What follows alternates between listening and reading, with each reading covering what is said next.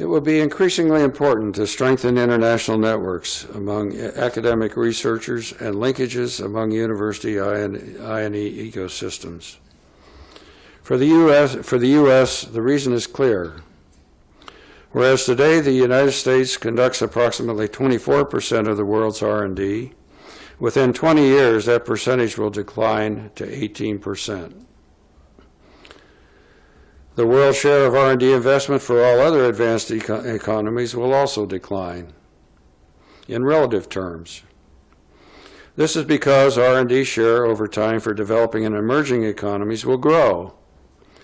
Therefore, the risk of any country becoming blindsided to important scientific and technological discoveries elsewhere in the world will increase. A likely consequence is a contraction in the available response time to extract exclusive societal and economic benefits from new discoveries.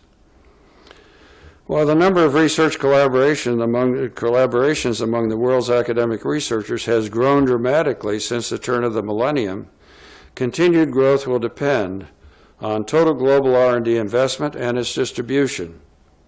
It will also depend on the growth in research faculty and postgraduate programs at major universities. A new argument for sustaining academic R&D growth is that academic researchers are indispensable monitors of important scientific and technological discoveries elsewhere in the world. Maintaining an appropriate balance between faculty who search the frontiers of science for new concepts of interest to other leading scientists in the world, on the one hand, and faculty who reduce these concepts to economic benefits through innovation and entrepreneurship, on the other, will continue to be a challenge for universities. So will assuring that university I&E ecosystems are effectively linked to broader, more complex national I&E ecosystems. Such challenges are worthy of ongoing policy research.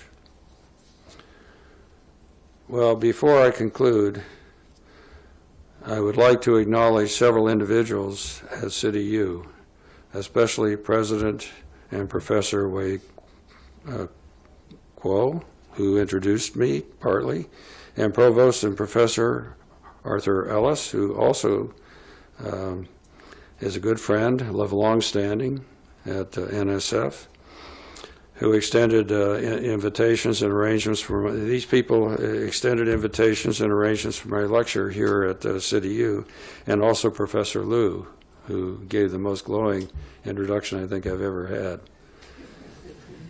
I would also like to thank Ms. Mandy Chan and Ms. Ann Young, who coordinated my travel arrangements and visit schedule with my office.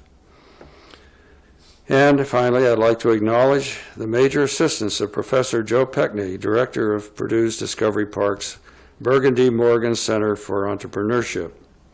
Without his help, you wouldn't have heard the lecture today.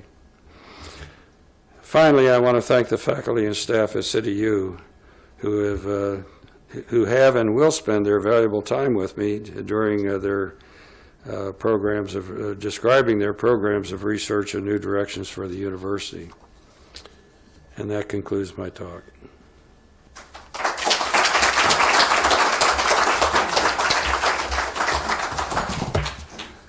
Thank you, Professor Brinkman, for this instructive talk. So now this talk is open for discussion. So